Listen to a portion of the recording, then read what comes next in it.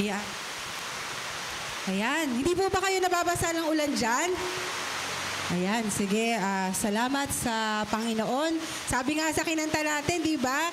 Kahit anong panahon, patuloy po na ang Diyos ay kasama natin. Amen po ba?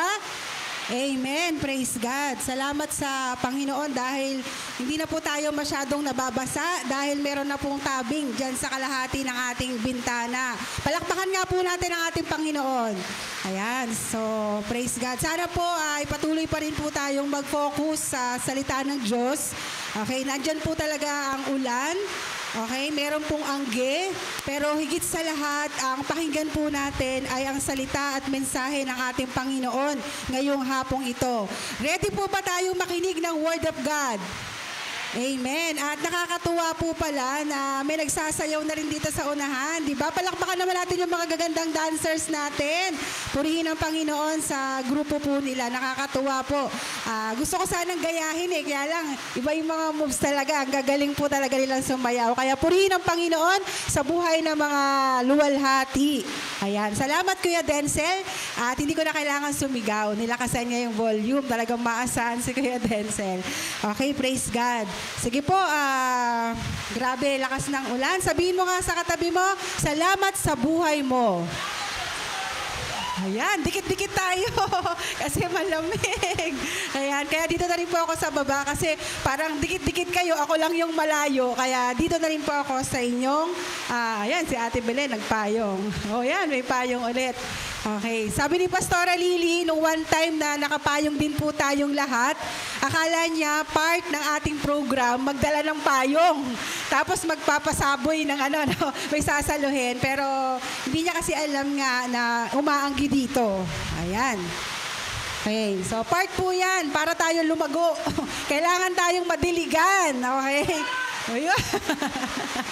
Okay, sige. Salamat sa Panginoon. Kung nakaayos na po kayo, parang nandito yung ulan no? Nandito rin ba? Wala dito kay Ate Ella, diyan kayo sumiksik kay Ate Ella. Wala dito sa kaniyang ulan. Sige po, move lang po tayo ng konti para hindi po kayo mabasa.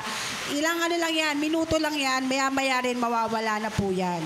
Okay, so hindi po tayo matitigilan ng malakas na ulan. Magpapatuloy po tayo sa gawain.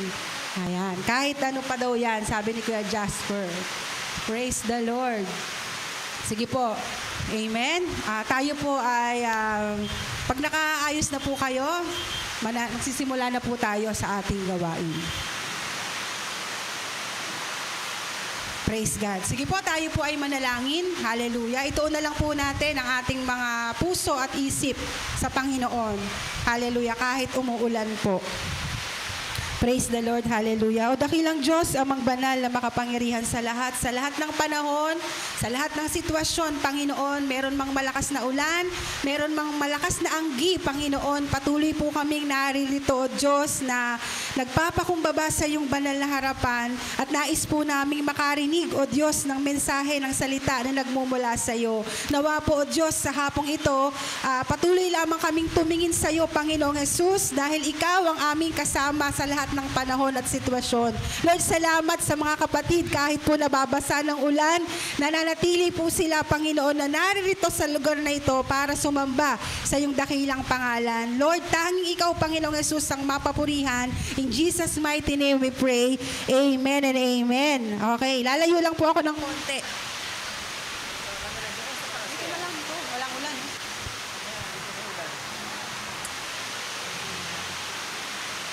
Ayan.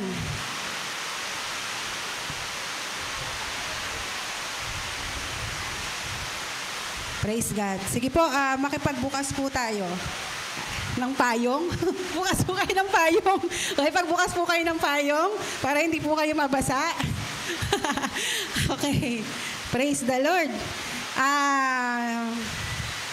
Okay, sige.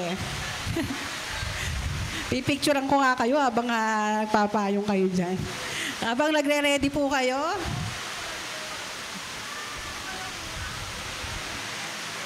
Grabe. Umaanggi po no? Pero picture-picture na rin tayo. Di ba? Sige, puro anggi na tayo dito. Okay, ready na ba talaga tayo? Amen. Praise God. No, okay, napakahalaga po ng panalangin. Okay, napakahalaga po ng prayer. Nung last Friday po ay umattend po kami ng isang women's prayer gathering sa may Antipolo. So halos ganito rin po yung panahon noon. Napakalakas ng ulan, napakadilim ng panahon, kaya napakahirap po talagang magbiyahe. Pero salamat sa Panginoon dahil iningatan naman po kami mula dito sa Maligaya at nakarating naman po kami ng safe doon sa Antipolo. At ganun din nga din po yung kwento nung guest speaker na dahil sa ganitong sama ng panahon, no, napaka-gloomy, napakadilim ng daan, sabi niya, akala daw niya katapusan niya na. Okay, akala niya katapusan na kasi yung taxi na sinasakyan nila, umiba na po ng linya. Okay, sa may Antipolo pa naman, napaka-delikado po ng daan. Okay, may mga bangin. So akala niya daw katapusan na nila kasi nung namulat-mulat nila, nasa kabilang daan na pala sila o kabilang linya. Pero salamat sa Panginoon dahil iningatan po sila ng Diyos at nakarating pa rin po siya doon sa gawain ng Panginoon. Ayan, so nakaka-amaze po yung ginagawa ng Panginoon doon sa Antipolo. Kasi doon po sa Antipolo, sa mga kapatid po natin doon, araw-araw po silang nagdo-dawn watch. Okay? Yung dawn watch, madaling araw, nananalangin, hindi po isang beses, isang linggo, kundi araw-araw sila ay nananalangin. So yun po yung kanilang ginagawa doon. Okay? Bukod sa pagpapakain, sa maraming mga children, sa maraming mga bata, araw-araw po silang nagpe-pray. At alam niyo po ba, dahil sa prayer, talagang nakaka-amaze po, ang Diyos ang gumawa ng daan para itong naging bisita po nila na missionary, okay? From Indiana, USA pa po. Hindi po literal nakakilala ng ating mga kapatid from Antipolo, pero hini po ng Panginoon para maging channel of blessings doon sa Antipolo. Okay? So nakakatuwa po. Ay, i-welcome nga po natin, naligo sa ulan, no? Naligo sa ulan. Sige, sinugod ang ulan. Grabe po. Ayan. So, nakakatuwa po. At yung missionary po na yon, yun nga, na-meet po namin sila. At ang nakakatuwa po, sila po ay galing sa isang Filipino Christian community sa USA na ang pinaka-mission nila o heart's desire nila ay maging channel of blessing dito po sa Pilipinas. So kumbaga sila ay bine-bless ni Lord at ang gusto din nila maging channel of blessing sa mas marami pa. At naging recipient nga po doon ay ang mga kapatid natin sa Antipolo. Kaya nakakatuwa po talaga ang Panginoon. So sa pananalangin lang yon, no po? Sa pamagitan lang po ng pananalangin, kumonekta o nagkaroon ng koneksyon kahit hindi magkakilala, naging daan para maging pagpapala sa lugar na yon. So kaya sa ating pong mga buhay, patuloy po tayong manalangin. Okay? Patuloy po tayong manalangin para makita po natin yung pinakakalooban ng Diyos sa ating pong mga buhay. So nagkwento lang po ako ng konti. So, kung meron po tayong mga Bible o nasa cellphone nyo po, buksan nyo po sa John chapter 4, verse 27 to 42. Ayan. Sige po. John chapter 4, verse 27 hanggang 42. Ayan. Nandun na po ba tayo? Magsabi po ng malakas na amen. Ang nandun na. Amen. John chapter 4, verse 27 to 42. Sige po.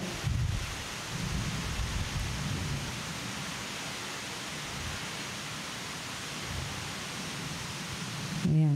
Ayaw na mabuksan ang cellphone ko kasi nabasa.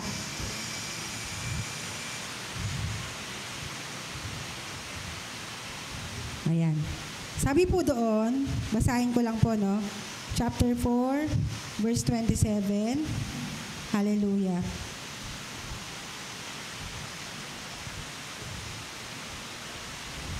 Sige.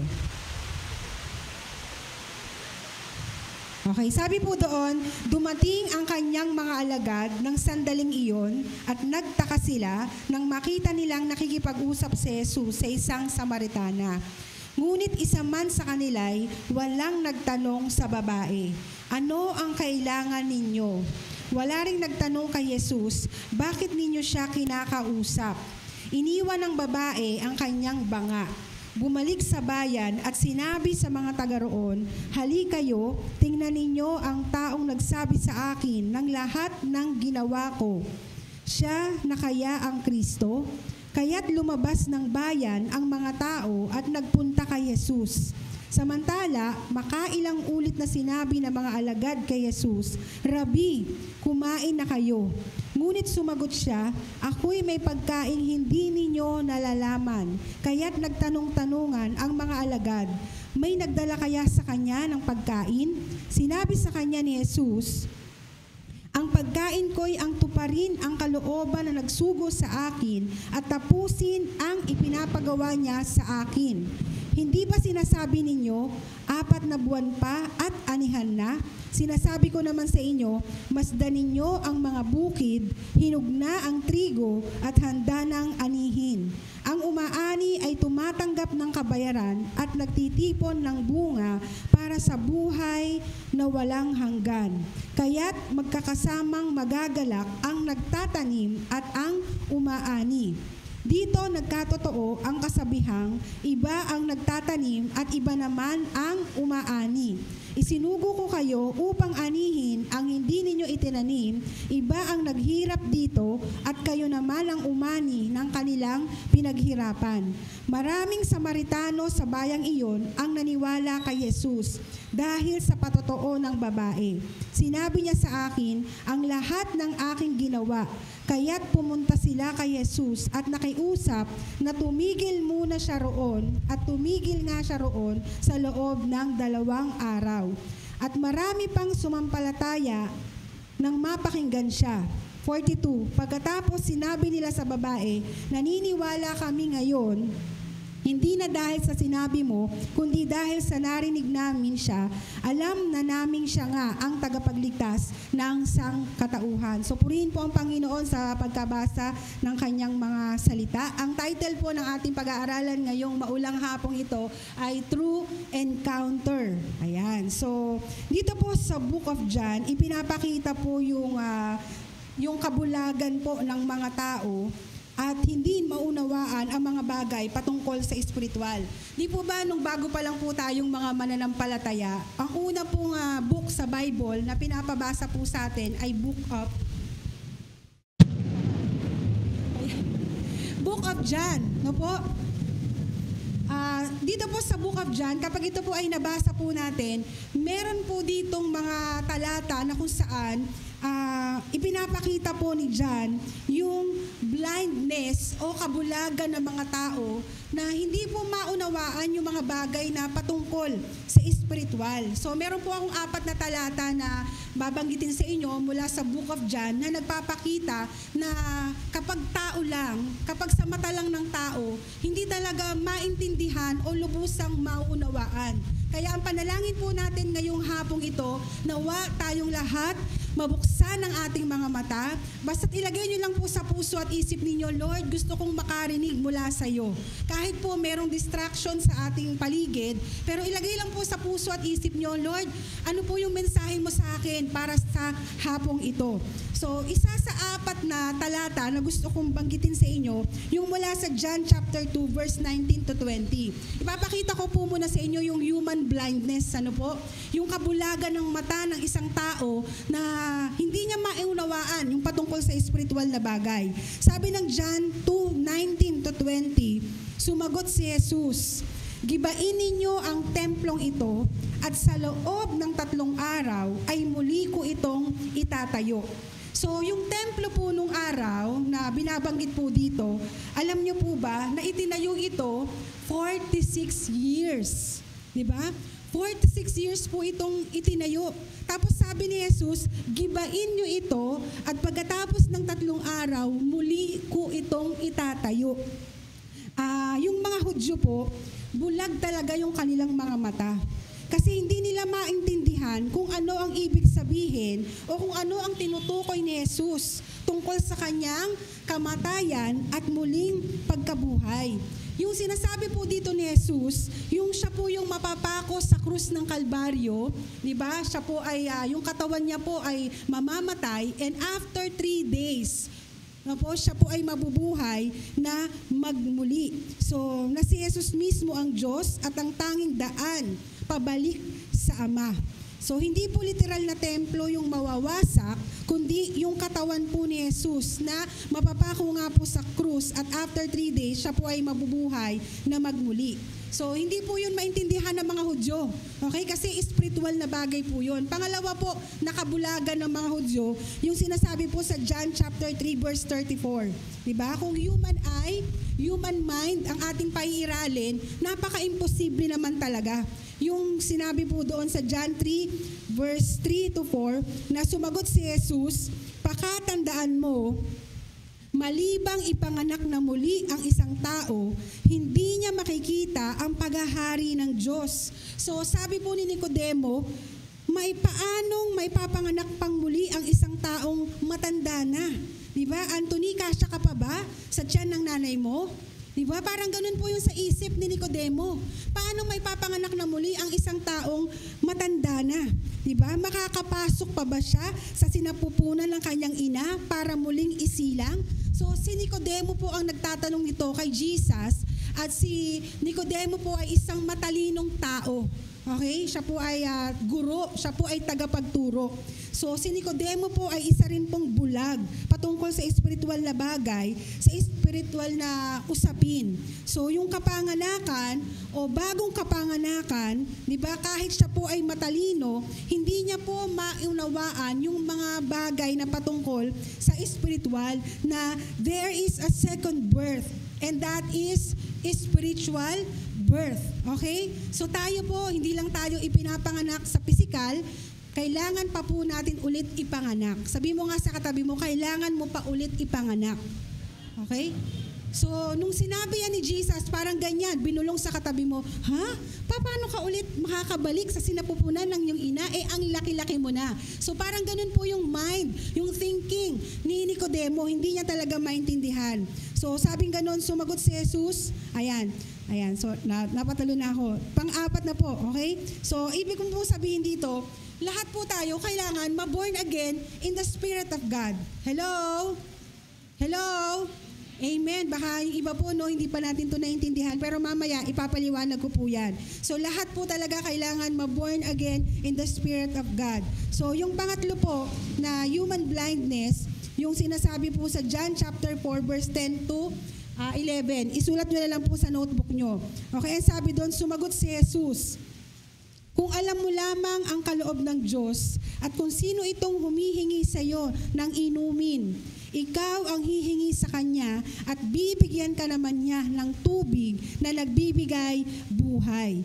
Nagsalita ang babae, Ginoo, malalim ang balong ito at wala ka namang panalok. Saan ka kukuha ng tubig na nagbibigay buhay? So ito naman po, ang kausap naman po dito ni Jesus, yung babaeng Samaritano. Diba? Babaeng Samaritano po, na sabi nga doon, hindi po makita ng babaeng Samaritana yung tinutukoy ni Jesus. Wala siyang supernatural na understanding, okay? Na kinakailangan nga na maintindihan niya na kailangan si Jesus tanggapin sa puso para magkaroon ng buhay na walang hanggan. So hindi niya po naintindihan na si Jesus ang bukal ng buhay, siya yung nagbibigay ng buhay na walang hanggan. Okay, ito po, pang-apat na. Okay, yung pang-apat na po ay yung John 4:31 to 32. Ito yung encounter naman po ni Jesus sa mga disipulo. Sabi ganon, samantala, makailang ulit na sinabi ng mga alagad kay Jesus, Guro, kumain na kayo. Ngunit sumagot siya, ako'y may pagkaing hindi ninyo nalalaman. So alam niyo po yung mga disciples, habang binabasa ko nga to, sabi ko nga napapagkwentuhan nga po namin ni Pastor Jim, no, grabe yung mga disciples, grabe yung mga alagad ni Jesus. Biruin niyo, palagi na silang kasama ni Jesus sa lahat ng mga himala, di ba? Sa lahat ng mga panalangin, sa lahat ng mga ginagawa ni Jesus. Kumbaga palagi na silang kasama. Pero kapag nagsalita si Jesus, kapag meron siyang talinghaga na kinukwento, hindi pa rin talaga nila mag-gets kung ano ba yung ibig sabihin nun. Okay? Kahit ang mga alagad ay bulag din. Okay? Hindi nila maintindihan yung sinasabi ni Jesus. At si John po, yung nagsulat po nito, kumbaga pinapakita lang po niya na ang tao po talaga merong spiritual blindness. Okay? Lahat ng tao ay meron talagang takip sa kanilang mga mata. At kapag ito ay hindi naalis, maliban na matanggal yung mga kabulagan na yan sa mata ng isang tao, yung mga bagay patungkol sa spiritual ay hindi po talaga maintindihan. Kagaya po nito, di ba? Yung pagdalo sa mga gawain. Yung importansya po nito, yung mga taong pinalaya ng Panginoon, nauunawaan to. Diba? Ay, umuulan na nga, nandito pa tayo. Diba? Pero alam natin, naintindihan natin na napakahalaga ang pagdalo sa mga gawain. Amen po ba? Pero kapag hindi mo pa nakikita yung kahalagahan ng mga bagay patungkol sa spiritual, hindi mo talaga siya bibigyan ng oras, hindi mo siya lalaanan ng effort, hindi ka magbibigay ng buhay dahil hindi mo naman talaga naintindihan. Pero mga kapatid, ang gusto ko pong sabihin sa inyo ngayong hapong ito, mapalad ka dahil nauunawaan mo yung kahalagahan nito. Amen? Sige nga po, palakpakan po natin ang Panginoon dahil pinalaya po tayo ng Diyos, hindi po tayo napipilitan na nandito po tayo ngayong hapong ito. Sino po nagmamahal sa Panginoon? Amen. Diba? So dalawa lang naman po ang dahilan kung bakit nabubulagan po ang tao. May dalawang bagay kung bakit bulag ang isang tao. Okay? Una po, patay pa siya dahil sa kasalanan.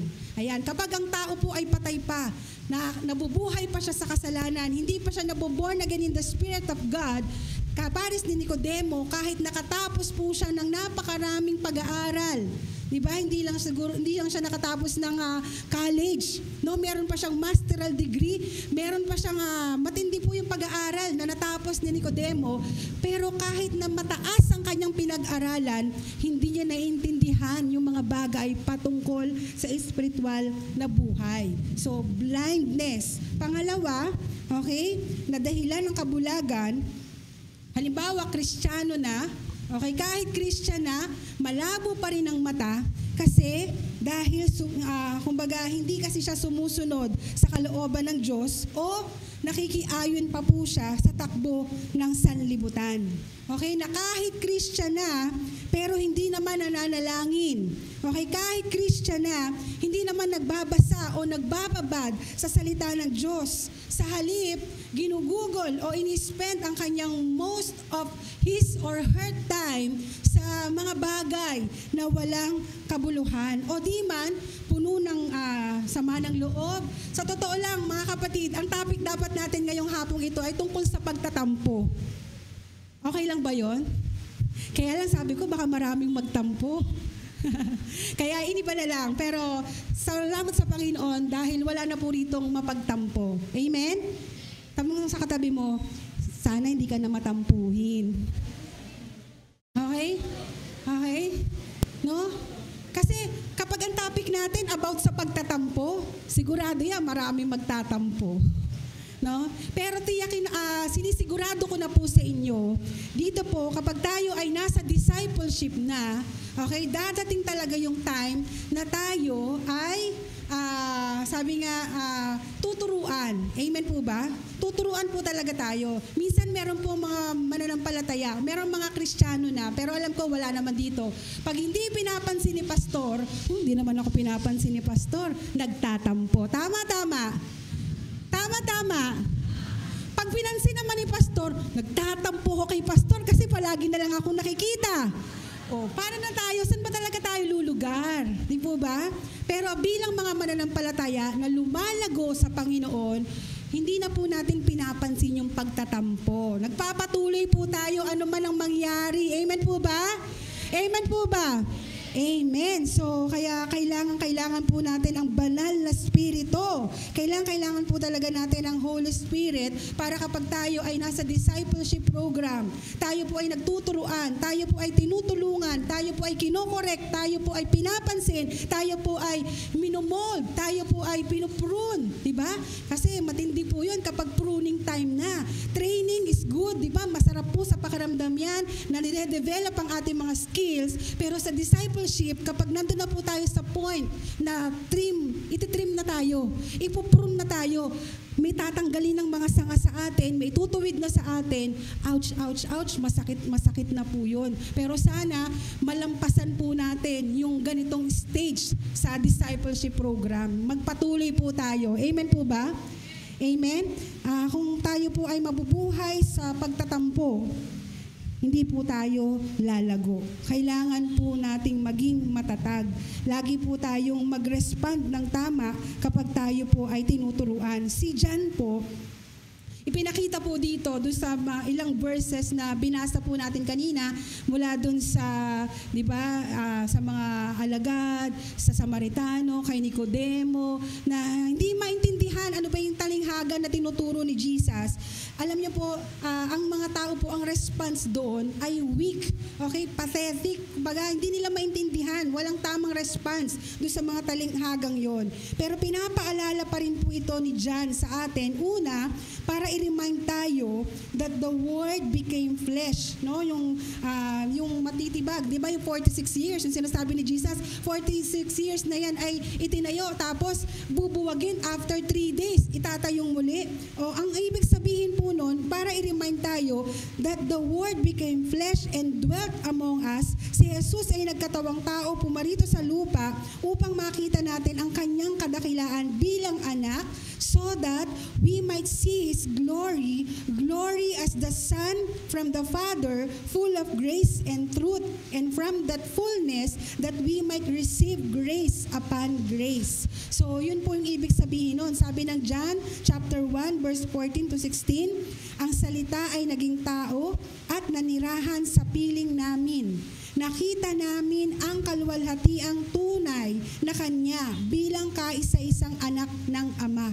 Siya ay puspos ng kagandahang loob at ng katotohanan dahil siya ay puspos ng pag-ibig, naranasan natin ang masaganang kagandahang loob ng Diyos. Amen?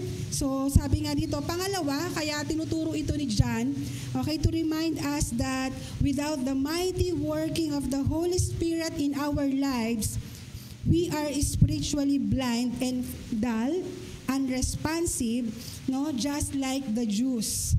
Katulad po ni Nicodemus. Kapag wala po sa atin ang banal na Espiritu, hindi po natin maintindihan ang mga bagay patungkol sa espiritual. Sabi nga ng John chapter 3 verse 8, umiihip ang hangin kung saan ito nais at naririnig mo ang ugong nito, ngunit hindi mo alam kung saan ito nanggagaling at kung saan papunta. Ganon din ang bawat ipinapanganak ayon sa Espiritu. So, mga kapatid, we need the mighty, sovereign, life-giving, eye-opening, heart-awakening work of the Holy Spirit. Kailangan po talaga natin ang banal na Espiritu. That's why we need to pray. Kaya napakahalaga po talaga na tayo po ay nananalangin. Okay? Kasi bilang mga mananampalataya, lalong-lalo na po pag bago pa lang po tayo na mananampalataya. Anyway, meron po ba ditong first-timer lang? Taas nga po ang kamay. Meron po ba? Ayan, welcome po sa mga first-timer lang. Salamat sa Panginoon sa inyo pong buhay. Meron pong magandang plano ang Diyos sa inyo at hindi po aksidente na kayo ay narito ngayong hapong ito. So, we need to pray. Hello? Napakahalaga po ng panalangin kasi nga marami po talaga tayong hindi naiintindihan na nangyayari sa ating kapaligiran. Hindi lang po yung nangyayari sa labas o loob ng bansang Pilipinas. Di ba? Ang dami po nating hindi naintindihan. Even po sa ating mga kaloob-looban. Hello? Di ba kahit sarili mo minsan hindi mo naintindihan? Tama po ba? Kahit sarili mo mismo, minsan may time, no, parang hindi mo naintindihan yung nararamdaman mo. Okay, marami pong uncertainties, maraming malabong sitwasyon, marami pong mga confusions, marami pong mga deceptions, iba-iba po, no? Kaya ipinapanghina po yan ng pananampalataya na nagiging dahilan kung bakit minsan may mga mananampalataya po na gusto nang bumitaw. Okay? So kapatid, hindi lang naman ikaw ang nakakaramdam na parang minsan gusto mo nang umayaw. Okay? Marami pong mga Kristiyano, kahit yung katabi mo, maraming beses na nasumagi sa isip niya na huminto na kaya ako. Hello? No po, hindi lang ikaw, maraming mga tao, mananampalataya, kahit leaders, kahit workers na sumasagi sa isip nila, huminto na lang kaya ako. Kasi nga, dahil napakarami pong mga confusions sa isip. Okay? Di ba nakwento ko nga po sa inyo nung last Friday, nung pumunta nga po kami sa Antipolo, napakadilim talaga ng paligid. At isa pa po sa experience ko niyan, yung foggy, yung sobrang mapag. Yung pumunta po kami nila Kuya Bernie doon sa Bicol. No, alas 12 po ng gabi yun, nagbabiyahe po kami. Tapos may nadaanan po kami sa may bandang Quezon na talagang napakakapal ng fog. No, tapos, siyempre, bali-balita pa na doon daw sa may Quezon, napakarami pong mga NPA. Tama po ba? Diba? Tapos talagang nung nandun po kami sa sasakyan, halos wala kang makita sa palibot. Diba? Parang makakaramdam ka talaga na makukonfuse ka. Naku, paano na to? Sa totoo lang ako, honestly, nakaramdam po talaga ako ng matinding kaba nun. Kasi hindi ko na nakikita yung paligid. Kahit yung sasakyan po ni Kuya Bernie may ilaw, hindi na rin po makita yung daan. So, magkakaroon ka ng confusions kung tutuloy ka ba o hindi. Baka mamaya may sumalubong na lang sa amin na bumulaga sa amin nung time na yon. So, yung fog po, it causes us to fear. Kasi wala kang makita. Ganun ka din ba? Kapag wala ka nang makita, natatakot ka na? Hello? No? Sabi nga, confused tayo sa buhay po natin. At alam niyo po ba, ang fog, okay, sa mga Christians, okay, sumisimbolo po yan sa worldliness. Okay, yung fog. Kaya wala nang nakikitang vision. Kaya wala na tayong makita. Hindi na natin alam kung tutuloy pa ba tayo o saan tayong direksyon pupunta. Kapag ang Christian, nadidiliman na, hindi na alam kung tutuloy pa o hihinto na lang, yan po ay dahilan yan, ay yung pakikiayon sa agos ng sanlibutan. Yung pakikipag-compromise. Okay, sa madaling salita, namumuhay po sa kasalanan na nagdudulot po ng kabulagan. So yung paraan po ni John ng pagkwento tungkol sa babaeng Samaritana, napaka-interesting po. Kasi ikinuwento niya kung ano ang nangyari sa babae sa lungsod ng Sicar. Okay? Sa unang parte po, yung babaeng Samaritana, makikita po natin yan sa verse 27 to 30. Ang sabi doon, dumating ang kanyang mga alagad ng sandaling iyon at nabigla sila nang makita nilang nakikipag-usap si Jesus sa isang Samaritana. Ngunit isa man sa kanila'y walang nagtanong sa babae, ano ang kailangan ninyo? Wala rin nagtanong kay Jesus, bakit ninyo kinakausap? Iniwanan ng babae ang kanyang banga, bumalik sa bayan at sinabi sa mga taga roon, hali kayo, tingnan ninyo ang taong nagsabi sa akin ng lahat ng ginawa ko. Siya na kaya ang Kristo? Kaya't lumabas ng bayan ang mga tao at nagpunta kay Jesus. So bibigyan ko lang po kayo ng konting background para wag po kayong makatulog. Kwentuhan ko po kayo, okay lang po ba yon? Amen. So konting background lang po. Yung babaeng Samaritana po, okay, magulo po yung kanyang buhay. Magulo po yung kanyang buhay. So siya po yung klase ng babae na paiba-iba po ng asawa. Okay, wala pong direksyon ang kanyang buhay kasi kung sino-sino po yung lalaking kanyang kinakasama. Kumbaga, napakarumi po ng kanyang pamumuhay, kaya naman hindi po siya lumalabas sa lugar nila. Kung mag-iigib man siya o magsasalok ng tubig, talagang tinatansya niya po na alas 12 ng katanghalian siya lumalabas para dalhin yung kanyang banga sa balon. Okay, bakit? Kasi umiiwas po siya sa tao. Ayaw po niya kasi na kapag lumabas siya ng bahay para sumalok ng tubig, ay pagchichismisan po siya. Di ba? Ayaw naman talaga natin ng pinagchichismisan tayo. Tama po ba? Sino ba rito gusto? Ay, sige, pagchismisan niyo ako. Siya po, dahil napakarumi ng kanyang buhay, ayaw niya na may makakita sa kanya para iwas chismis. So, katanghalian po talaga, katirikan ng araw, pag lumalabas po talaga siya para mag-igib. So, wala siyang kasabay sa pagsalok. At itong time na to, dito niya po na-encounter si Jesus. Okay? Sa kadiliman ng kanyang buhay, alam niyo po yun? Sa kadiliman ng buhay ng isang tao, doon gumagawa ng daan si Jesus para makatagpo ka. Hello? Sa panahon na hindi mo na alam yung gagawin mo, nandyan si Jesus para sa iyo. Amen? Hallelujah. So, yung panahon po kasi na yon, bawal na bawal makipag-usap ang Hudyo sa mga Samaritano.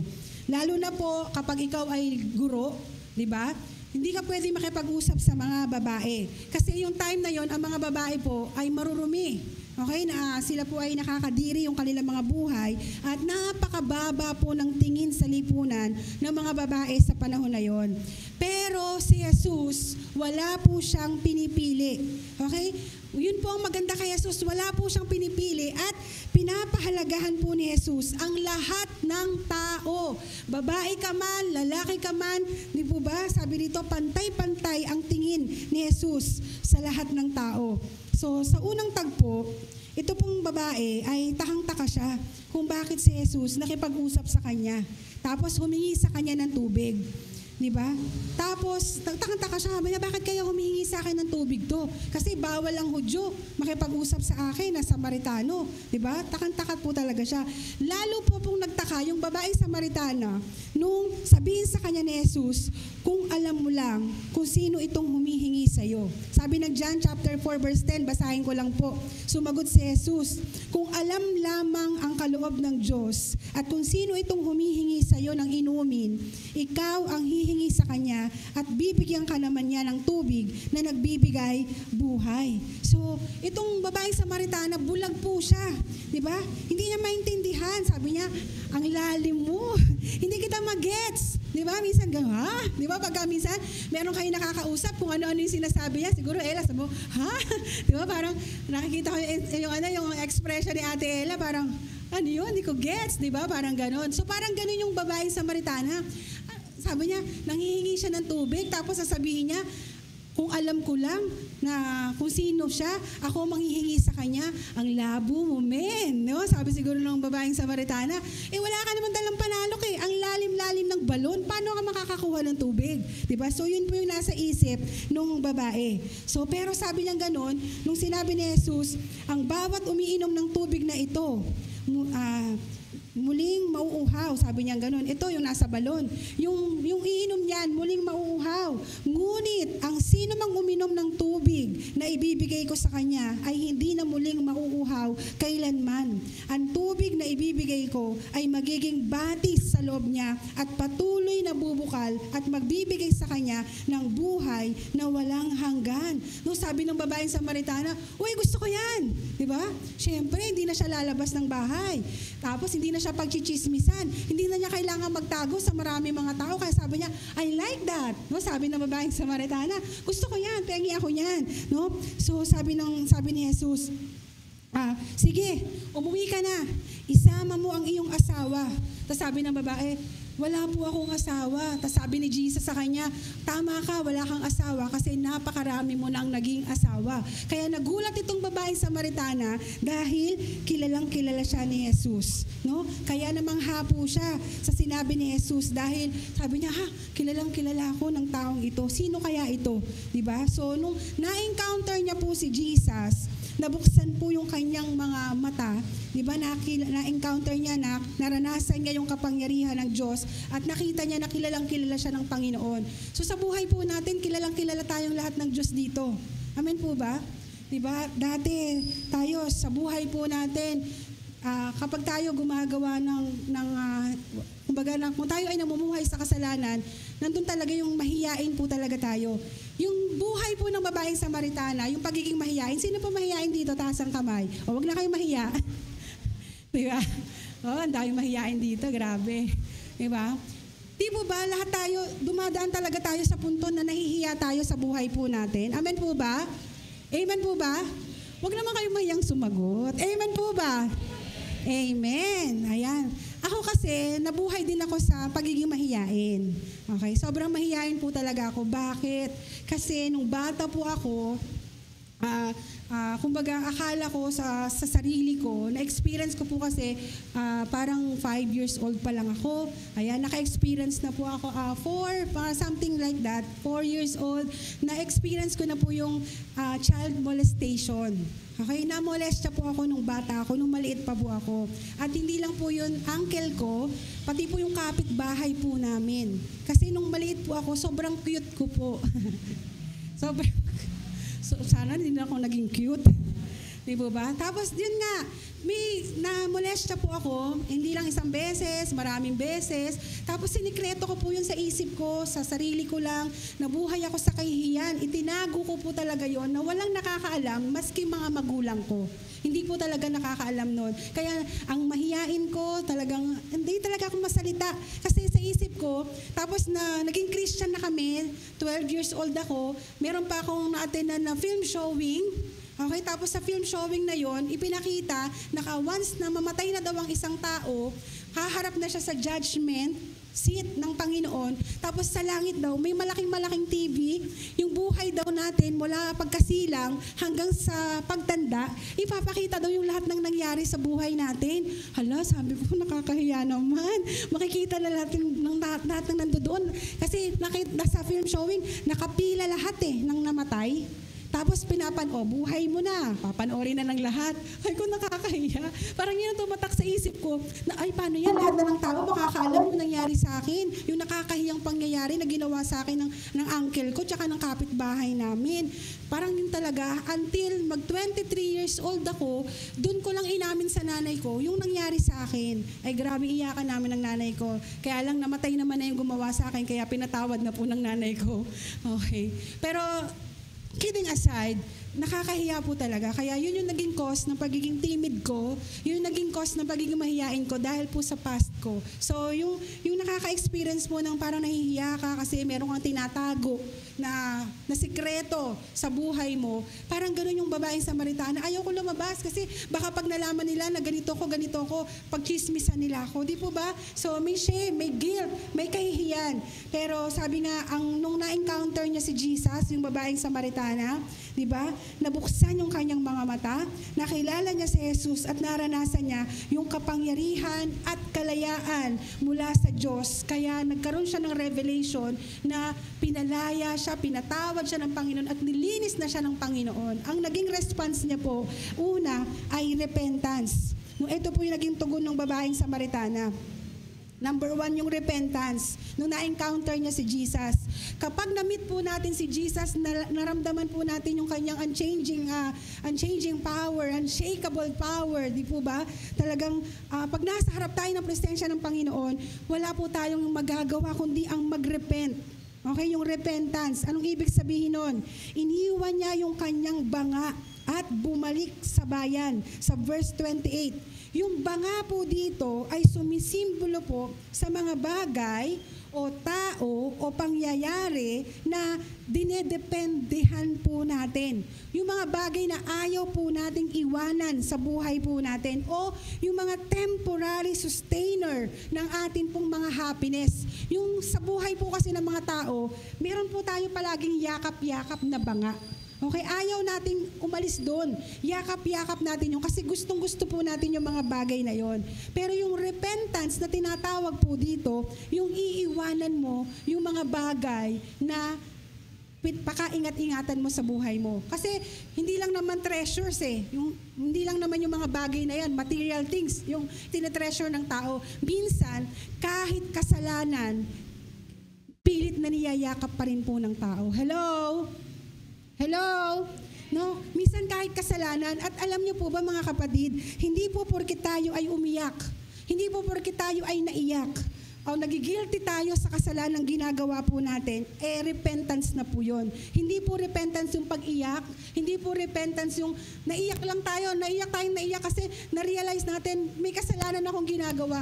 That is not repentance. True repentance is, halimbawa, ito yung hinahawakan mong kasalanan. Okay? ang illustration lang po ito, no? Ang repentance, halimbawa, ito yung kasalanan, bibitawan mo at iiwanan. Hello? No? Yung repentance, yung pagtalikod sa kasalanan, yung pagbitaw sa kasalanan, hindi na natin hinahawakan o isinasabuhay pa kung ano man yung kasalanan na ginagawa natin sa ating pong buhay. Nakuha po ba natin? Kasi minsan nakala natin yung umiiyak siya. Binabantayan pa natin yung katabi natin. Ano? Huwag po natin titingnan yung katabi natin. Amen po ba? Ang tingnan po natin yung sarili natin. Ang saya sa atin po natin ay ang mga sarili natin kung sino po tayo sa harapan ng ating Panginoon. Kasi di ba minsan ganun tayo, umiiyak siya, nagre-repent din. Thank you Lord. Di po ba? Ibang klase, no po? Pero ang tingnan po natin, sino tayo sa harapan ng ating Panginoon. At hindi porket kumakanta tayo kanya, unshakable, naiyak tayo, di ba, natouch tayo sa kanta, pero nandun pa rin tayo nananatili sa kasalanan, hindi pa rin po yun repentance. Pero yung Samaritana, yung babae, nung na-encounter niya, nung nagkaroon siya ng true encounter kay Jesus, no, nag-repent po siya, na-awaken ang kanyang mga mata, at nakita niya na mas higit si Jesus na kailangan niya sa kanyang buhay kesa sa pakaingat-ingatan niyang banga sa buhay niya. So number 2 na response ng babae, sabi diyan, reach out. No po? Nag-reach out po siya sa verse 29.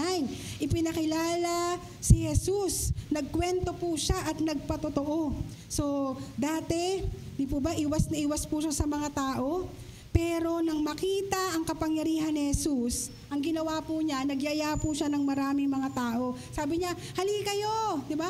Mag-life group tayo. Di po ba? Ikinuwento niya yung love ni Jesus. Sabi niya, kay Jesus may hope. Kay Jesus may forgiveness. So ikinuwento niya na si Jesus, no, ay na-encounter niya, at sabi niya, nung ikinuwento niya sa mga tao, sa verse 30, pati po yung mga taong pinagkwentuhan niya ay nagpuntahan din po kay Jesus. Di ba, lumabas ng bayan ang mga tao at pumunta kay Jesus. So, tandaan po natin yung ginagawa po nating discipleship. No po? Ang ibig sabihin po ng discipleship, tutulungan natin ang mga tao na maipalapit kay Jesus. So, grabe po yung sinful Samaritan woman. So dati nagtatago siya sa kasalanan. Dati nagkukubli siya dahil nahihiya siya. Dati nagtatago siya sa kasalanan, pero nung ma-encounter niya na si Jesus, nakalaya po siya at dun po nagdi-disciple na din po siya. Hello? Napakaganda po nun. Amen? Sino po ritong malaya na? Konti pa lang, bandang unahan. Sino po ritong malaya na? Uy, medyo gitna na. Unahan, gitna. Sino po ritong malaya na? Ay, konti na lang, yung nasa likod. Hindi ka marinig. Sino po ritong malaya na? Uy, nawala yung nasa harap. Pinapatawa ko lang po kasi ang dami kasing gumaganong-ganon eh. Hindi ko alam kung mga Japanese ba kayo eh. Diba? Bakit ba gumaganong-ganon kayo? Okay, wag niyo po akong tulugan. Kasi ako po nakakatulog na. Joke lang. Wag po kayo matulog. Okay, pagkatapos ng malakas na ulan, mamaya magkakape kayong lahat. Amen? Yung walang baso, walang kape. Dapat may dala kayong baso. O yan. So, yun po, no? Yun po yung ang ganda ng ginawa dito ng babae. May repentance, tapos nag-reach out. No, malalaman mo talaga na may repentance na, nagbago na, iniwan na yung dating buhay, kaya na niyang mag-reach out. Hello? Kaya nang ikwento si Jesus kung ano yung ginawa sa kanya ng Panginoong Jesus sa kanya pong buhay. So, yun po, yung naging resulta no, nagkaroon ng revival. Okay? Spiritual awakening doon sa Sychar. So, sabi sa verse 39, maraming Samaritano sa bayang iyon ang sumampalataya kay Jesus dahil sa kanyang patotoo. Sinful woman, no, isang babaeng makasalanan, napakarumi ng pamumuhay, pero nung na-encounter si Jesus, buong bayan nakakilala, tumanggap kay Jesus. Amen?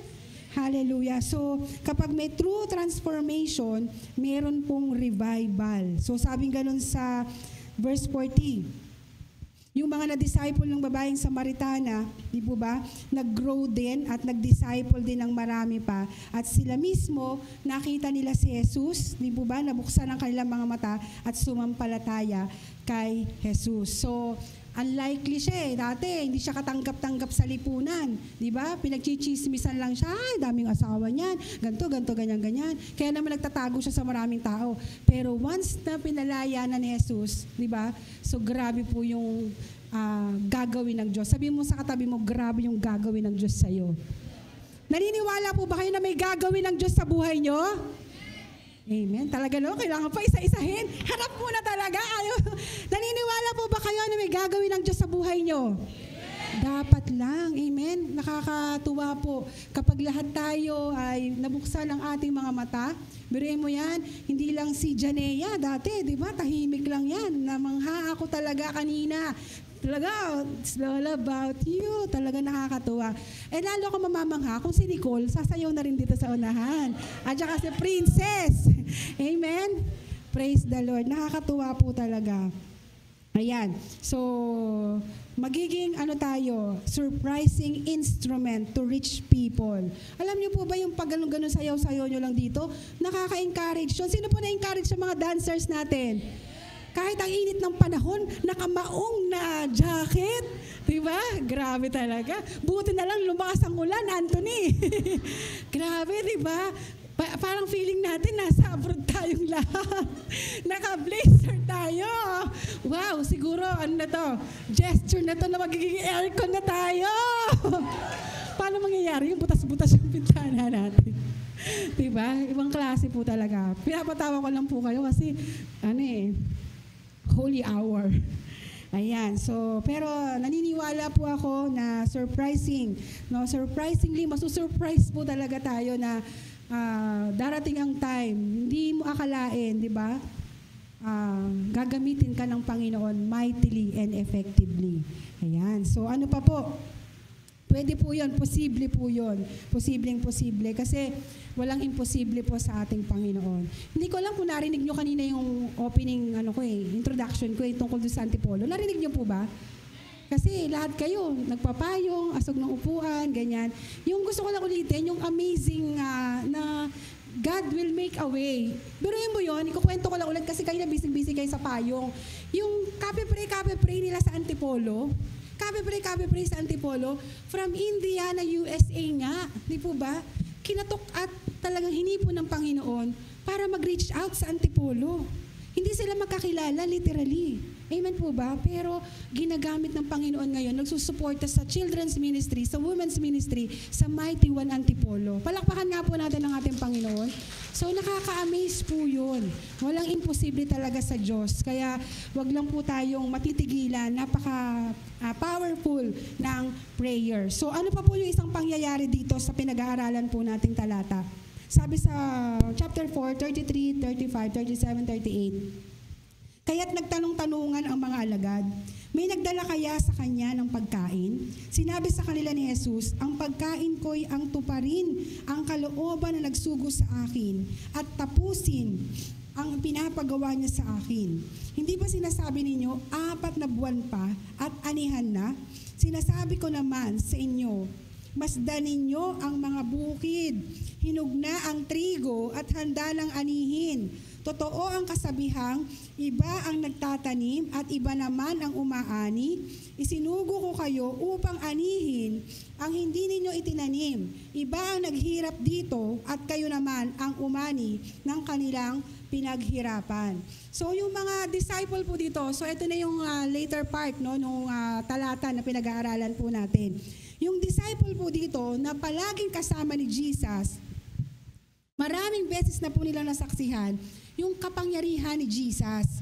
Pero malabo pa rin ang pangunawa sa mga sinasalita ni Jesus. Hindi po maintindihan at lagi po silang parang takang-taka, weak ang kanilang response sa mga salita ni Jesus. Kaya di ba sabi sa verse 35, kinakalkula po nila yung mga bagay-bagay. Ang pinapairal po nito mga disciples, human mind. Ang pinapairal po ng mga disciples, yung human eye. Yung kung ano yung nakikita nila, ito lang mangyayari. Di ba? Ito lang kami. Paano mangyayari yun? No, ito lang yung kaya namin. Paano pati yun? Di po ba? So, lagi silang ganon, nagkakalkula. Ay, hindi natin kaya to. Okay? Human eye and thinking ang pinapairal. Kaya sabi nila, naku, mahirap na anihan yan. Mahirap yan. 4 na buwang bunuan bago umani. So naku, matagal yan, mahirap yan. No? Alam niyo po, buti pa po yung babaeng Samaritana. Nung una niyang na-encounter si Jesus, di ba? Nag-repent siya and then nag-reach out na kagad sa community. Samantalang yung palagi-lagi niyang kasama, nagkakalkula pa na ang hirap. Hindi natin kakayanin mag-disciple. Naku, bata pa to, hindi niya kakayanin. Ay, kulang pa to. Kulang pa ako sa kakayanan. Ay, hindi pa ako marunong magsalita. Ay, wala akong talento. Ay, ganito, ganito. Yung mga disciples ni Jesus, lagi nila nakikita yung pinastop ni Jesus yung bagyo, di ba? Ang dami niyang pinakain. Libo-libo yung mga taong pinakain niya. Pero lagi silang nagkakalkula. Lagi silang, hindi to pwede, hindi kakayanin. No? Sabing ganon. Sa verse 35b, masdan ninyo ang mga bukid, hinog na at handa ng anihin. So, hindi mag-gets ng mga disciples. No? Minsan ganon po Meron po mga, buti na lang wala po dito. No? Matatagal ng mga mananampalataya, pero duwag pa rin. No? Matagal ng mga mananampalataya, pero i-assign mo sa prayer, ayoko. Buti na lang, sabi mo sa akin, buti na lang, hindi ikaw yun. Okay? No, matagal naman na ng palataya. O ikaw ang mag-e-exhort sa prayer meeting. Ayoko, hindi ko kaya yun. Tanong mo kung ilang taon ng Christian yan. Tanong mo, ilang taon ka na bang Christian? Diba? Pero yung mga 6 months, 1 year, naku, nagpipreach na sa unahan. Pero yung 15, 16, 20 years na, natatakot ka pa ba hanggang ngayon? Hello? Hello? Wala naman dito, no? Wag na kayo mag-amen. Kasi lahat dito masunurin Okay? So, wag po tayong palaging magkakalkula na hindi natin kaya. Sa totoo lang, hindi talaga natin kaya. Sa sarili lang po nating lakas, hindi talaga natin kaya. Pero dahil nananangan tayo sa kapangyarihan ng Panginoon, dahil nananangan po tayo sa biyaya ng Diyos, dahil naghahanda po tayo, alam natin na tayo po ay sasamahan ng Banal na Espiritu, makakayanan po natin ang lahat ng iyan. Amen po ba? Amen po ba? O, Pastor, alam mo na, lahat ng nag-amen Amen? Huwag po tayong matakot. Kaya po ng Panginoon yan para sa atin. Dahil hindi naman po to about us Sabi nga nung kanta natin, it's all about Jesus. Amen? Hindi po tayo, baka mapahiya ako. Hindi po tayo papahiya ng Diyos. Amen po ba? Kung Word of God ang sasabihin natin sa unahan, hindi po tayo ipapahiya ng Panginoon kailanman dahil tayo po ay ambassador ni Kristo. Salita niya, purong salita niya, pagmamahal niya, ang sasabihin po natin dito at hindi po natin sariling salita, kaya hindi po tayo ipapahiya ng Panginoon. Tayo po ay mouthpiece lang ng Diyos, isusupply niya sa atin yung mga dapat nating sabihin kung ano ang kailangan ng mga tao na makikinig sa atin. Kaya wag po tayong magkalkula na hindi natin kaya dahil kaya po ng Panginoon yan para sa buhay po natin. So, nakakalungkot lang po kapag meron po mga mananampalataya na nagkakalkula po. So, kailangan lahat po ng talento po natin, ipagamit po natin yan sa Panginoon. Kasi we are body of Christ. Amen? Natatandaan niyo po ba na tayo ay katawan ni Kristo? Kapag sa ating katawan, meron po diyang hindi nag-function. Di ba ang hirap? Tama po? Kapag sa bahagi ng ating katawan, halimbawa po, yung paa natin. Di ba? Pag dalawa po yung paa natin, mas madali po bang maglakad? Di po ba? Kung halimbawa, yung kanan lang ang gustong lumakad, yung kaliwa ayaw. Gustong lumakad ng kanan. Yung kaliwa ayaw. Madali po ba tayo makakausad? Bahagi po tayo ng katawan ng ating Panginoon. Saan man tayo nilagay ng ating Diyos, gampanan po natin yan for the glory of God para mas mabilis po tayong makausad. Amen? So, wag po nating pairalin ang human eye, ang human mind. Kailangan nating makakita kung ano po talaga ang kalooban ng Diyos sa buhay po natin. And the Lord's mandate, preaching the gospel to everyone at every opportunity and in any circumstance. So si Lord po ang nagdala sa iyo ng mga tao na araw-araw mong nasasalubong at nakakasama upang sila po ay mahayagan natin ng gospel. Okay? At prayer po natin to lagi na gamitin tayo ng Diyos. At yun yung dahilan kung bakit pa po tayo humihinga to glorify God by making disciples who make disciples of Jesus. Amen? Alam niyo po, double time na po si Satan ngayong panahon natin ngayon. Pero kailangan tayo po mga Kristiyano, kailangan din po tayong maging masigasig na mag-disciple. Dahil ang panahon po natin ngayon, kakaiba na po ang takbo ng panahon. Yung kasama mo ngayon, yung malakas ngayon, bukas hindi natin alam kung makakasama pa po natin sila. Hello? Amen po ba? Yung pinuntahan po namin funeral service last week, no? Sabi nilang gano'n, sabi ng mga anak, akala namin walang sakit si Papa. Akala namin malakas siya. Kasi patawa-tawa lang siya. Okay? Minsan meron po tayong mga nakakasama, nakakasalamuha sa buhay. Akala po natin patawa-tawa lang yan. Pero nung pina-check up po nila, no, stage 5 na daw po yung cancer. Pero hindi po halata sa physical na katawan. Kahit yung kapitbahay po namin sa Bagong Silang. Ang ganda ng build ng katawan. Malakas naman siya.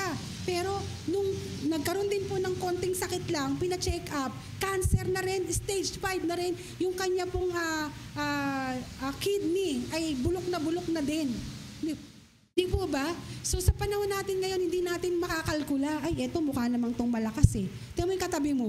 No, hindi natin pwede ipagmayabang niya, ay mukhang malakas pa to. Di ba?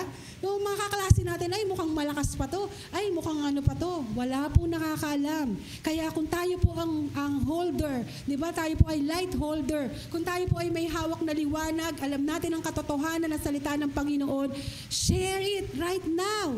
Hello? Ibahagi po natin, ikwento po natin si Jesus na nakilala po natin. So, sabi nga ng disciples, di ba? Sa verse 34, sabi ng mga disciples, kain ka na po. Pero sabi ni Jesus, my food is to do the will of Him who sent me and accomplish His work. So, yung food, alam naman natin, food is life, no? Kalakasan po natin yung pagkain.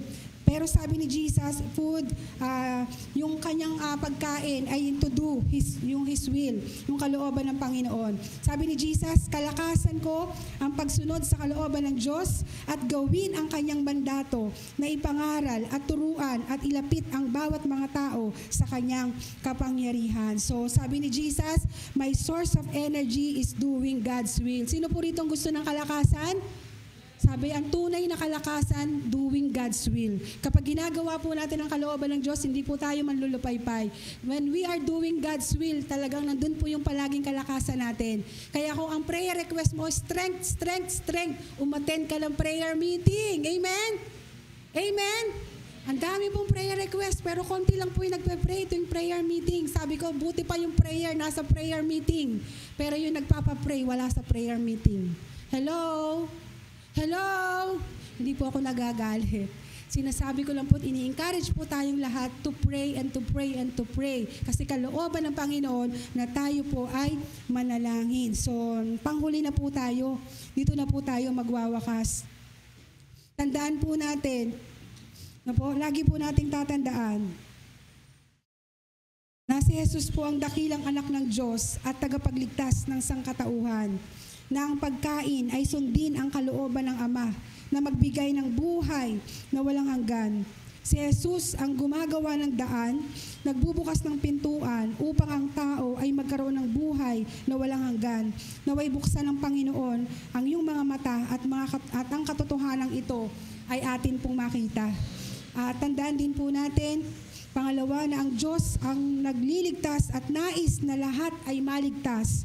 At gagamitin ka ng Diyos, huwag kang magtaka, manalangin ka sa Diyos at sa Kanya ka lang umasa. And God uses men and women. No? Kahit tayo po ay makasalanan, tayo po ay pinatawad ng Panginoon, kaya po tayong gamitin ng Diyos na buhay. At pangatlo, lahat ng ginagawa natin para sa Diyos, yan po ay mahalaga at hindi nawawala ng kabuluhan. Patuloy na makibahagi sa misyon. Okay, patuloy po tayong makibahagi sa pananalangin at maging bahagi po tayo sa pag-aani. Kasi napakasarap po ng kabahagi ka sa pag-aani. Sino po rito naka-experience na magtanim sa kanilang bakuran? Taas ang kamay. Amen. Di ba? Kapag kayo po ay umani na, ano po nararamdaman nyo? Sobrang saya, di po ba? Kapag halimbawa nagtanim ka ng talong, tapos umani ka ng talong, okra, tapos meron ka na aning okra, Tapos nagtanim ka ng ubas. Yan, kala Ate Alma may ubas doon, no? Alam mo, sa abroad lang yan, ha? Ang sarap, di ba, ng feeling na may kamatis ka, tapos nakakuha ka ng kamatis, may tanim kang sili, umani ka ng sili. Ang sarap po na pakiramdam ng umaani. Ganon din po sa church, kapag nakikita mo yung tinaniman mo, nung niyaya mo, yung sinera mo ng Word of God, ginagamit na ng Panginoon. Hello, grabe po yung joy. Triple, doble po talaga nag-uumapaw. Yung kagalakan na pagdating ng anihan, kabahagi ka kasi nagtanim ka. Amen? Amen po ba? So hindi po yung taniman tapos hihingi lang, ay pengi ako, di ba? Iba po yun eh. Masarap yung binibigyan ka ng tanim, ng ani, pero iba yung kapag ikaw yung nagtanim mismo tapos nag-harvest ka, grabe po yung saya sa puso ng bawat isa. Kaya be awakened, no? Talagang yung true encounter, makikita po natin yan. Kapag totoong na-encounter si Jesus, meron pong repentance at nakikita natin yan, masipag yan mag-reach out. Kasi hindi yan titigil hanggat hindi niya nakukwento si Jesus. Yung moment na yan, yung time na yan, naalala ko yan, first year college ako, nung ma-encounter ko talaga ng totoo si Jesus. Grabe po talaga, na kahit nasa jeep ako, kahit nasa bus ako, kahit saan akong lugar, nasasabi ko talaga, sinishare. Youth pa lang po ako noon, nataalala ko po talaga, kahit saan ako pumunta, lagi ako may dalang tracts, alam mo, mahal ka ni Jesus. No? Lagi yun, kahit saan ako pumunta, kahit sa Iglesia ni Cristo, sa eskwelahan po namin, naggagawa po kami doon ng Bible study. Biruin mo, Iglesia ni Cristo yun. Pero meron kaming Bible study doon sa likuran. Kaya lang, sabi sa amin ng principal, kung ipagpapatuloy nyo yan, patatalsikin namin kayo sa inyong ira. Kaya hindi na rin po namin napagpatuloy yun. Pero nung college talaga ako, first year college, grabe. Kahit saan ako makarating, palagi ako may tracks at nagsasabi ko sa kanila, Jesus loves you, Jesus loves you. Grabe, parang yung init, alam niyo po yun? Yung in love ka kay Lord. Talagang hindi ka mahihiya na ipangalandakan kung sino si Lord na nagpatawad sa iyo at nagpalaya sa iyo. So, through encounter kay Jesus, may repentance at lagi kang nagre-reach out for the glory of God. So, be awakened. No? Gumising po tayo at maging kabahagi sa pag-aani. Sabi ng John 17 verse 4, Father, I glorified you on earth, having accomplished the work that you gave me to do. So kaya po sa hapon po ito, sino-sino po ang pinapaani sa iyo ni Jesus? So kanino ka pinapapunta ng Diyos upang bahagingan ng mabuting balita? Sinong tao o pamilya ang nais ng Diyos na i-disciple mo? So kailangan po hindi lang natin naririnig ang mga talatang ito, hindi lang po tayo, ay na-bless ako. No? Kailangan po natin itong hakbangan at maging daluyan ng blessing para sa iba.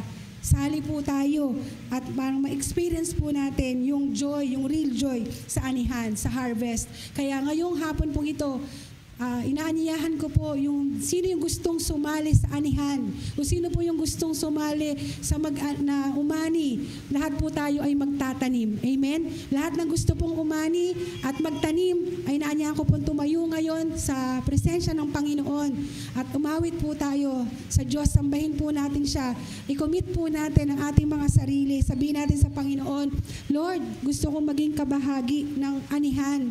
Lord, gusto ko pong maging kabahagi ng pagtatanim. Palakasin niyo po kami, Panginoon. Hallelujah, Jesus. Hallelujah.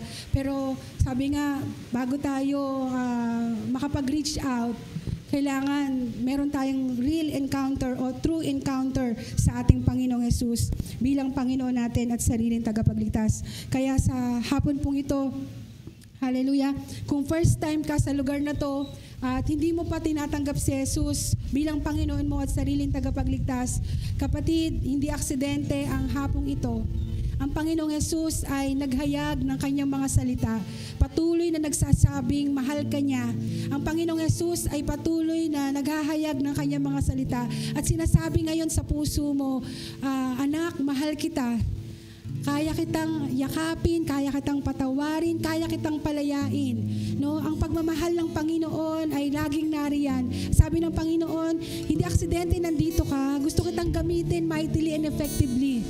Kung gusto mong magamit ng Panginoon, pwede po natin siyang tanggapin sa puso natin sa mga oras na to.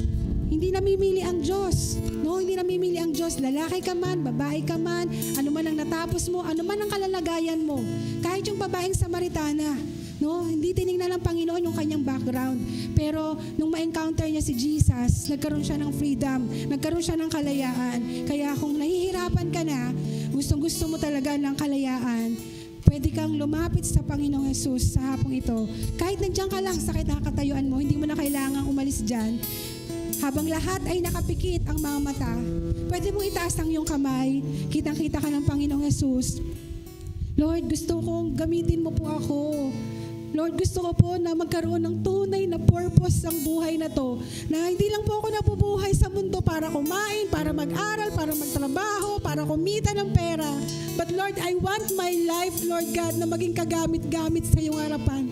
Kung ito yung panalangin ng puso mo habang nakataas ang kamay mo, malaya mong kausapin ng Panginoong Jesus. Alam mo, hindi naman kailangan magsalita ka ng malakas eh. Kahit bumulong ka lang, minsan nga kahit hindi ka pa nagsasalita, sa isip mo pa lang, kitang-kita na ng Panginoon yung laman ng puso mo. Kaya if you really want to dedicate your life to God, no, yung nalalabing buhay mo, bata ka man, o may edad ka man, ano man yung kalalagayan mo, taas mo lang yung kamay mo sa Panginoon, sabihin mo lang, Lord, gamitin mo ako, Panginoon. Use me, oh God. Use me. Kasi God will honor that prayer. Kung yan yung panalangin mo, gamitin mo ako, Panginoon. Gamitin mo ako sa anumang kaparaanan para sa iyong kapurihan. I know and I do believe God will honor that prayer. Gustong-gusto ng Panginoon yan na magamit ka mightily and effectively. Hallelujah, Lord God. Hallelujah, Jesus. Hallelujah. Hallelujah. Sige po, sambahin natin ang Panginoon. Kausapin natin ang Diyos. Hindi nagbabago ang Panginoon eh. Noon, ngayon at magpakailanman. Kung paano niya ginamit noon yung babaeng Samaritana, kaya ka rin niyang gamitin ngayon. He is unchanging God, unshakable God. Hallelujah. Hallelujah. Hallelujah. Hallelujah. Hallelujah, Lord God. We worship you, Lord. Hallelujah. Come on. Sige. Sambahin natin ang Panginoon. Oh, Lord. You're unstoppable. That's what you are.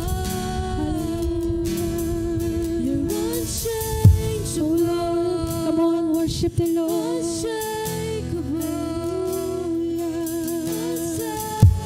Hallelujah, Lord God.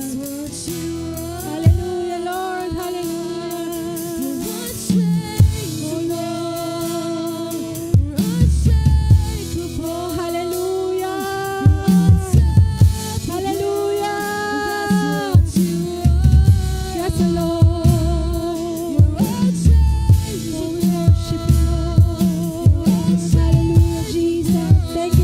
Thank you, Jesus. Hallelujah. We worship you, we worship you, we worship you, Lord God.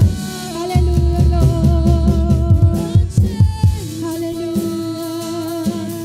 Sige po, itaas natin ang ating mga kamay sa Panginoon. Hallelujah, Jesus. Hallelujah, hallelujah, hallelujah. Hallelujah, Jesus. Yes, the Lord God. Hallelujah, hallelujah, hallelujah, hallelujah, hallelujah, hallelujah. Hallelujah, Lord. Oh, we worship you, Lord God. We glorify your holy name. Yes, the Lord God. Hallelujah, Jesus. Hallelujah. Panginoon, maraming salamat po, O Diyos, sa hapong ito. Salamat, Panginoon, kung paanong in-exhort ni John yung blindness sa mga mata ng mga tao. Lord, hindi po human mind. Hindi po human thinking, Lord God. Hindi po yung calculations namin bilang tao, kundi ang pinakakalooban mo, O Diyos, ang masunod sa amin pong mga buhay. Narito po kami, O Diyos, nagpapakumbaba sa iyong banal na harapan. Inaamin po namin ang aming mga karumihan. Inaamin po namin ang aming mga kakulangan. Inaamin po namin ang lahat ng aming mga kasalanan. Inaamin po namin na hindi namin kaya sa sarili naming lakas. But Lord, our desire is to serve you, O Lord God. But our desire, O Lord God, is to please you, O Lord. Our desire is to give you glory in our lives, O Lord God. Lord, break us, mold us, use us, O Father God, for your glory. Panginoon, narinig mo, Panginoon, yung panalangin ng aming mga kapatid na gustong magpagamit sa iyo. Hindi malilimitahan ng edad, hindi malilimitahan ng pinag-aralan, hindi malilimitahan ng estado sa buhay, kundi nakatingin ka, O Diyos, sa puso ng bawat isa. Hallelujah, Lord. Yung true encounter with you, O Jesus, may real repentance, true repentance, and magre-reach out, Panginoon, sa community. Kaya, Panginoong Jesus, hallelujah, kung paano gumalaw ka, kumilos ka noon, hallelujah, alam namin na kaya mong gumalaw, kumilos, Panginoon, sa buhay ng bawat isa. Salamat po sa yakap ng iyong pagmamahal. Salamat po sa kalakasan na nagmumula sa iyo. Salamat sa spirit of unity. Salamat, Lord God, sa strength, sa wisdom, sa knowledge, O Lord God. Thank you, Lord God, sa bawat mga life group leader na nag-stand out, Panginoon, to disciples for Jesus, O Lord God. Salamat po sa kanila. Kahit paunti-unti, Panginoon, hinahakbangan nila yung kampanya na inatang mo sa kanilang mga balikat. Kayo na po, Diyos, ang bahalang magbalik ng siksik, liglig at umaapaw na pagpapala sa bawat mga manggagawa. Lahat na nagtatanim ng luha, Panginoon, hayaan mong umani ng kagalakan, O Lord God, para sa iyong kapurihan. Thank you, Lord God, sa lahat ng kabahagi na nagtatanim. Pagpalain mo po, Diyos, hallelujah. Maging ang mga kapatid namin via Zoom, O God, wala man sila sa lugar na ito. Pagpalain mo po ang kanilang mga buhay. Thank you, Lord God. Thank you because we have an unchanging God. We have an unshakable God. Salamat po, Diyos. Sa iyo ang lahat ng papuri, sa iyo lahat ng pasasalamat at pagsamba. Ito ang aming panalangin, pasasalamat, pagsamba. In Jesus' mighty name we pray. Amen and amen.